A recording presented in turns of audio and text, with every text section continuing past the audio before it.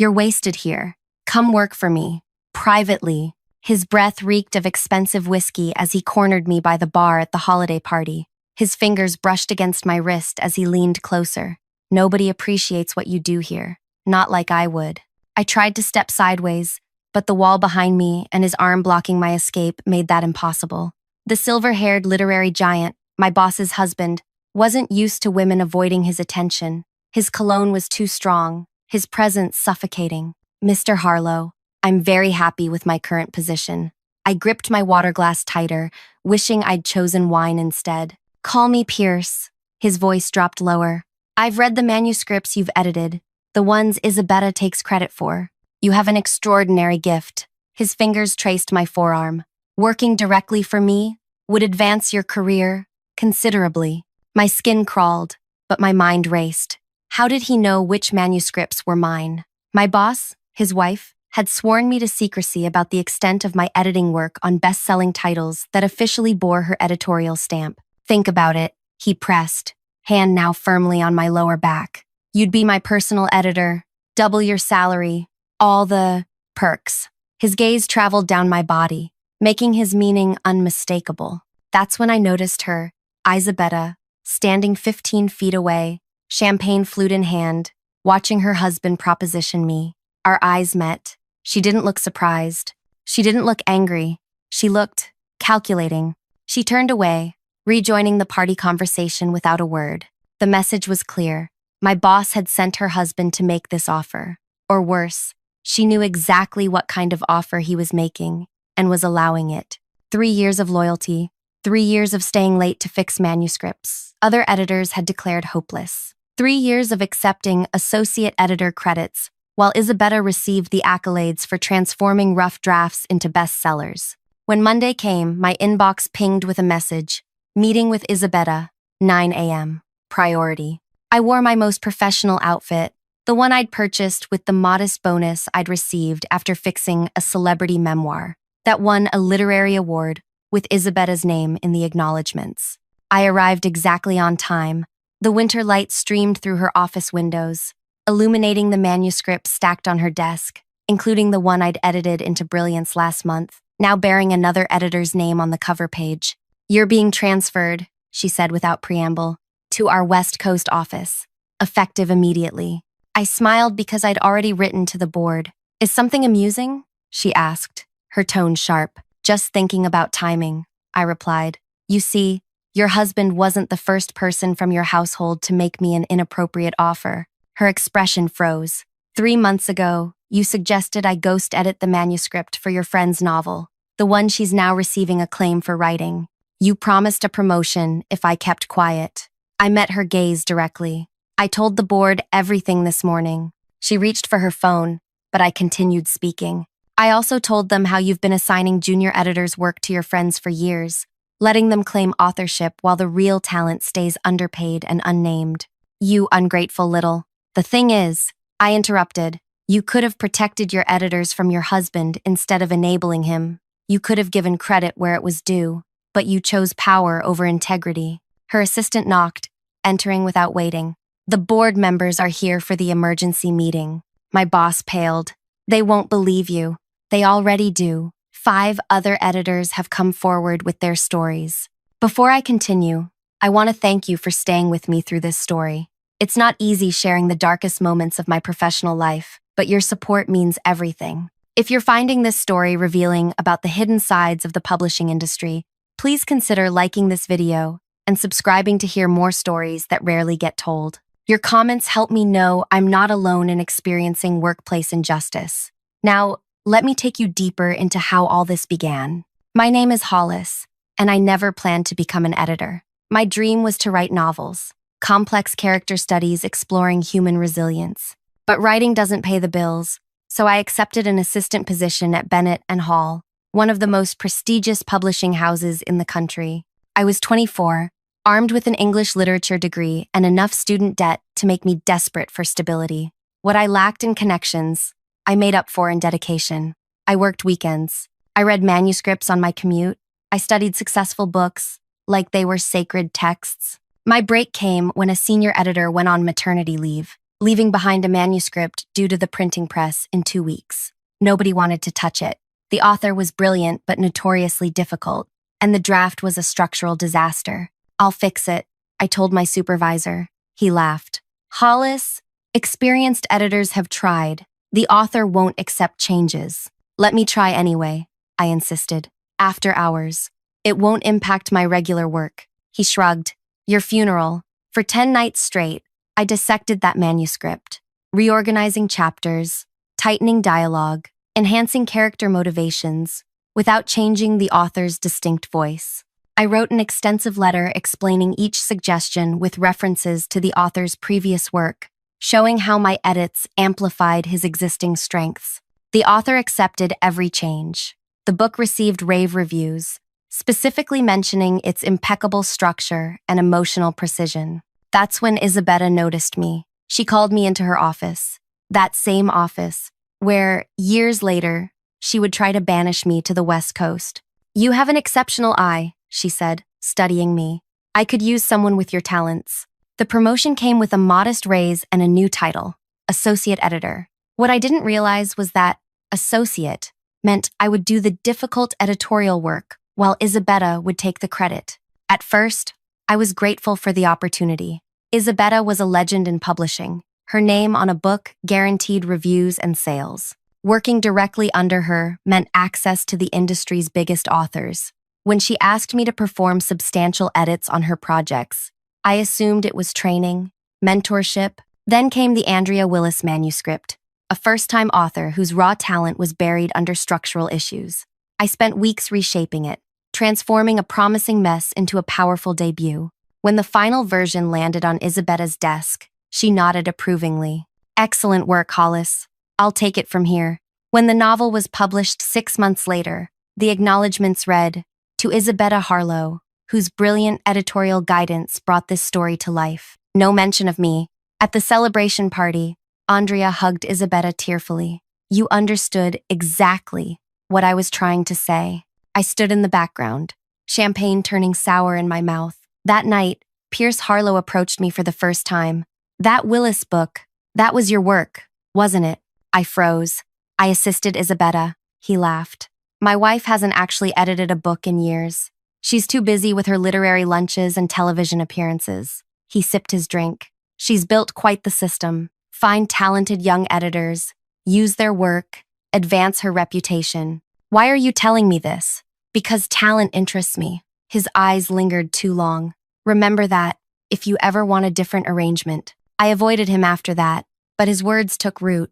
I began noticing patterns. Whenever a manuscript needed significant work, it came to me. When it was ready for publication, Isabella stepped in for the author calls, the planning meetings, the publicity. The other associate editors experienced the same treatment. We were Isabella's invisible workforce, our names buried in the copyright page, while hers shone on press releases. I might have accepted this arrangement, paid my dues, as they say in the industry, if not for what happened with the Lockhart manuscript. Belinda Lockhart wasn't just any author. She was literary royalty. Her novels defined American fiction for a generation. When she submitted her latest manuscript, the entire publishing house buzzed with anticipation. Isabella summoned me to her office immediately. "This needs to be flawless," she said, sliding the thick stack of papers across her desk. "Belinda specifically requested me as her editor again." I nodded, understanding the significance. Isabella and Belinda had worked together for 20 years. Their partnership was legendary. "I'll need to clear your schedule," Isabella continued. "Nothing else matters for the next month. This is your only priority." For once, I didn't mind the overwhelming workload.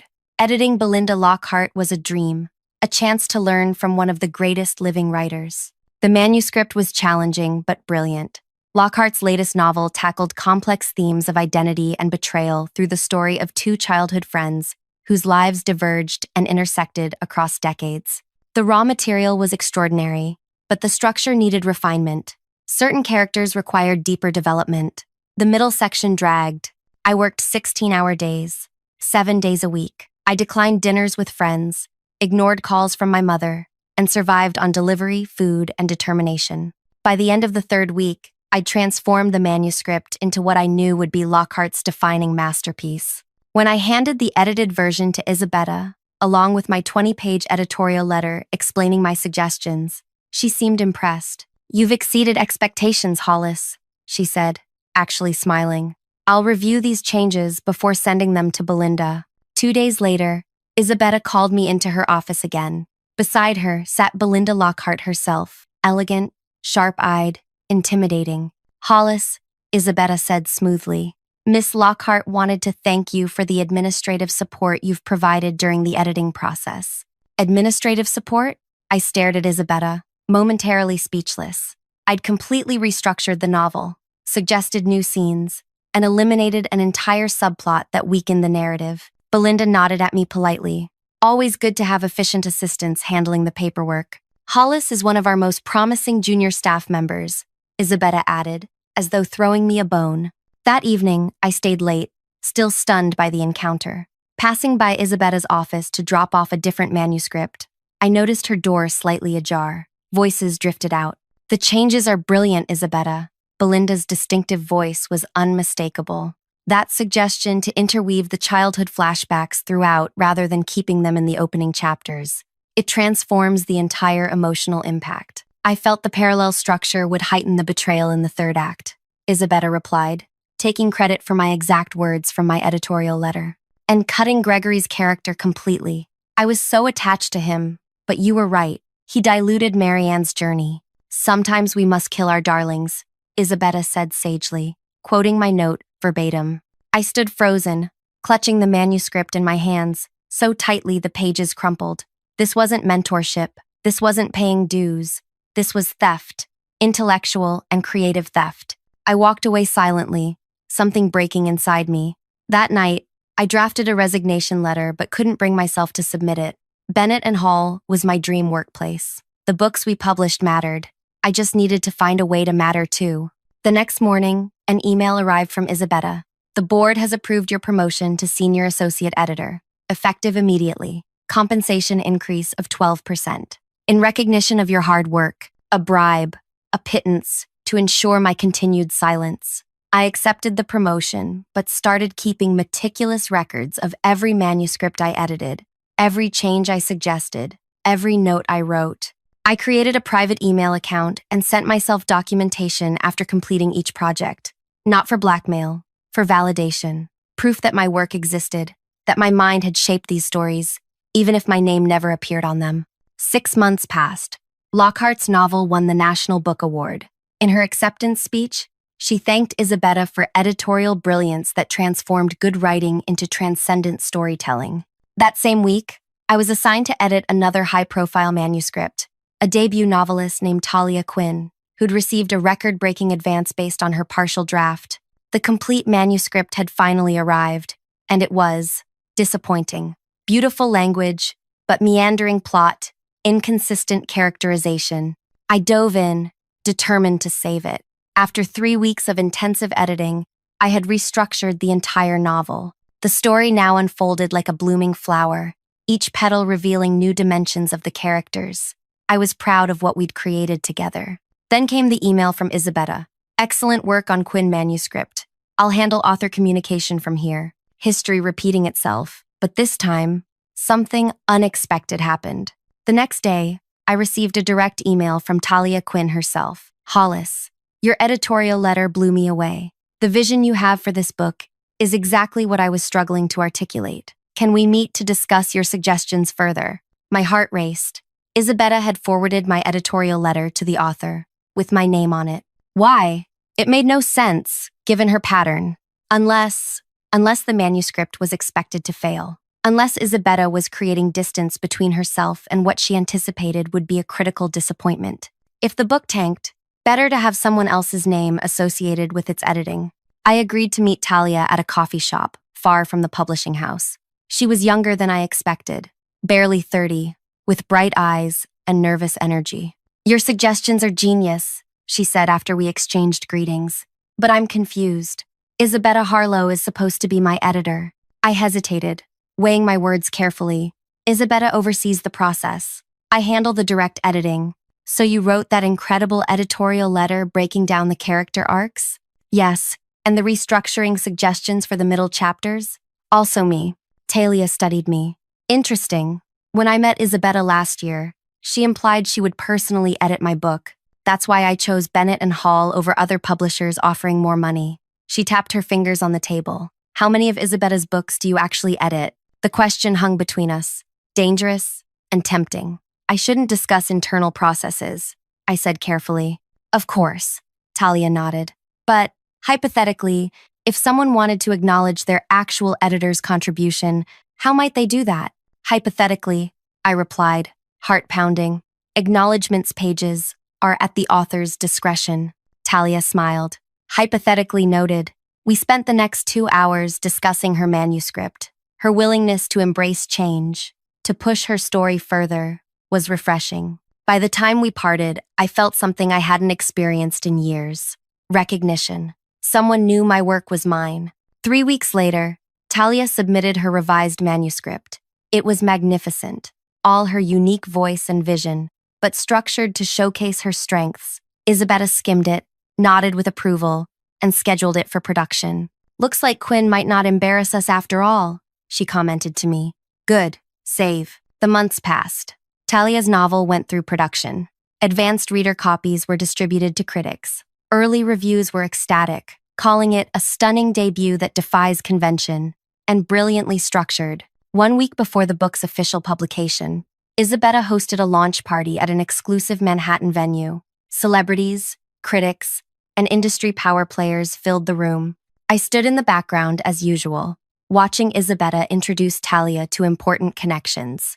Pierce Harlow appeared beside me, drink in hand. Another invisible masterpiece from the talented Miss Hollis. I maintained my professional smile. Talia did the hard work. She's incredibly talented. He sipped his whiskey. My wife seems to think this book will be significant. She's already using it in her campaign for the publishing director position. This was news. Publishing director? Is Mr. Bennett retiring? Next year. Pierce leaned closer. Isabetta has been maneuvering for years. This Quinn book is her final piece of evidence that she can spot and develop major talent. His fingers brushed my arm. Although we both know who really develops it, I moved away slightly.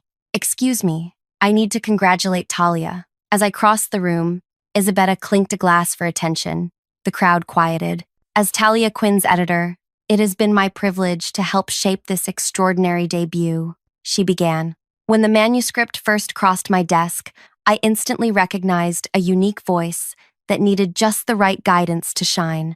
Through our intensive editorial collaboration, I stopped listening, the familiar pain of erasure washing over me. But then, actually, Talia's voice cut through, taking the microphone. I'd like to add something. Isabetta's smile froze. While I'm grateful to Bennett and Hall for believing in my book, Talia continued, I want to specifically acknowledge my actual editor, Hollis, without whom this novel would never have reached its potential. Hollis's editorial insight was nothing short of transformative. The room went silent. All eyes turned to me, standing awkwardly by the bar. Isabetta's face contorted with momentary fury before she masked it with a tight smile. Of course, she said smoothly. Hollis is one of our talented associate editors who assisted with the process under my direction. No, Talia said firmly. Hollis was my editor. The only communications I received from you, Miss Harlow, were emails forwarding Hollis's editorial letters. She turned to address the crowd. In fact, I've thanked Hollis extensively in my acknowledgments, which you'll all see when the book is published next week. I couldn't breathe, couldn't move. In one moment, Talia had done what I'd never had the courage to do, speak the truth publicly. Isabetta's eyes locked with mine across the room, her message clear, you'll pay for this. I realized then that everything was about to change. I just didn't know how drastically, or that 3 days later I would find myself in a hotel bar facing Belinda Lockhart herself, who would say 7 words that would alter the course of all our lives. I think we need to talk about Isabetta. I nearly dropped my drink. Belinda Lockhart, the literary icon whose novel I had transformed, was sitting alone at a small corner table, gesturing for me to join her. Miss Lockhart, I said as I approached, this is unexpected. Sit, please. Her voice was soft but commanding, And call me Belinda. I believe we're long overdue for a proper conversation. I slid into the chair across from her, my mind racing. How had she found me? Why now? I was at Quinn's launch party, she explained, as if reading my thoughts. In the back, I saw what happened. She studied me over her glasses. It took considerable courage for that young writer to publicly acknowledge you. Talia is principled. Unlike me, you mean? Belinda smiled wryly. That's fair. I started to protest, but she raised a hand. I've been working with Isabetta for over 20 years, she continued. I always suspected she had help, but the books were good. My career flourished, and I convinced myself that's how the industry works. She sighed, until I read Talia Quinn's acknowledgements page in the advance copy. She pulled a book from her bag and opened it to the final pages. My deepest gratitude to Hollis, whose editorial brilliance transformed this story. Your insights into structure, character, and narrative brought clarity to my vision without ever diminishing my voice. You are the editor every writer dreams of finding. When I read this, Belinda said, closing the book, I knew. The editorial style, the specific insights, they were identical to what I've been attributing to Isabetta for years. She leaned forward. You edited my last book, didn't you? The moment of truth had arrived. Yes. And quote. And the one before that? I swallowed hard. Parts of it. How many other editors has she used this way? At least 7 that I know of. Some left, others stay, hoping for eventual recognition. Belinda nodded slowly. I received a call from Isabetta today. She's furious about Quinn's acknowledgements. She's trying to prevent the book's release in its current form. My stomach dropped. Can she do that? She's trying. She claims breach of contract, confidentiality violations. Belinda's eyes hardened. She also mentioned you've been transferred to the West Coast office. That's news to me. My voice was steady, despite my racing heart. I imagine it would be. Belinda reached for her purse and removed a small recorder. I recorded our last 3 editorial calls with Isabetta. I'd like you to listen to something. She pressed play. Isabetta's voice emerged from the device. Belinda, darling, what if we shifted the revelation about Catherine's past to the final chapter? It would create a stunning reversal. My exact suggestion, in my exact words, from the editorial letter I'd written for Belinda's manuscript. Now, listen to this. Belinda pressed another button, advancing to a different recording. I have concerns about your new editor, Hollis, Isabetta's voice said. I've been personally handling your manuscripts, but she's been claiming credit for my editorial direction. I've received complaints from other authors as well. It's becoming a problem. The blood drained from my face. She's setting me up. Precisely. After Quinn's public acknowledgement, Isabetta is protecting herself by discrediting you. Belinda turned off the recorder. The question is, what are we going to do about it? We? I asked, cautiously. Yes, we. Along with several other authors who suspect they've been misled about who actually edited their work. Belinda smiled thinly. Talia Quinn has been making calls. The realization of what was happening hit me like a wave. You're building a case against Isabetta. I'm seeking the truth, Belinda corrected. After 20 years, I want to know who really helped shape my books, and I want to ensure they receive proper credit going forward. As we talked further, Belinda revealed that 5 major authors had already compared notes, discovering identical editorial suggestions they'd attributed to Isabetta. They were preparing to approach Bennett and Hall's board of directors collectively. We need your documentation, Belinda explained. Your original editorial letters. Any evidence you have. I have everything, I assured her, thinking of my private email account filled with 3 years of meticulous records. But confronting Isabetta could destroy careers, not just hers. Or it could restore integrity to an industry that desperately needs it. Belinda reached across the table and squeezed my hand. Think about it. You have my number. After she left, I sat alone, weighing my options. Exposing Isabetta meant potentially upending the publishing house. People could lose jobs, books might be delayed or canceled, but continuing in silence meant perpetuating a system that exploited talented editors while elevating those who took credit for others' work. The next morning, I arrived at the office to find my access card deactivated. Security escorted me to Human Resources, where I was informed of my transfer opportunity. It's not optional, Miss Hollis, the HR director said, without meeting my eyes. You'll report to the West Coast office next Monday. May I clean out my desk? Your belongings will be shipped to you. As I was being escorted out, I saw Isabetta watching from her office doorway, a small smile playing on her lips. She thought she'd won. What she didn't know was that I'd already downloaded every email, every editorial letter, every manuscript version showing my contributions. 3 years of evidence, secured the night before after my conversation with Belinda. That evening, my phone rang continuously. Colleagues confused about my sudden transfer. Talia apologizing for potentially causing trouble. Belinda checking on my decision. I didn't answer any calls. Instead, I wrote a comprehensive account of systematic credit theft at one of publishing's most respected houses, with documented evidence attached. I named names, provided dates, included before and after manuscript sections showing my uncredited work. When I finished, I had a 40-page report that could either end my career or transform an industry. Thursday night brought the annual holiday party, the same one I'd attended twice before as Isabetta's shadow. This year, my invitation had been rescinded following my transfer, but Talia Quinn insisted I attend as her +1. You belong there more than anyone, she argued. Besides, I need moral support. Everyone's treating me like I've committed some cardinal sin by crediting my actual editor. So I found myself back in the elegant hotel ballroom, wearing the dress I'd bought for what I'd thought might be my last industry event. Editors, agents, and authors mingled, many avoiding eye contact with me. News traveled fast. Isabetta held court near the center of the room, looking immaculate in a designer dress, laughing as if nothing was amiss. When she spotted me, her smile faltered momentarily before she pointedly turned away. Drink? Talia asked, returning from the bar with 2 glasses of champagne. Thanks, but I'm sticking with water tonight, I replied. I need a clear head. For what's coming? She asked knowingly. Something like that. As the evening progressed, I positioned myself near the bar, observing the room. Several authors nodded discreetly in my direction. Belinda's recruits, I assumed. The pieces were aligning. That's when Pierce Harlow approached, his confidence amplified by alcohol. The outcast returns, he said, leaning against the bar beside me. Brave of you. Just supporting my author, I replied coolly. Ah, yes, the loyal Miss Quinn.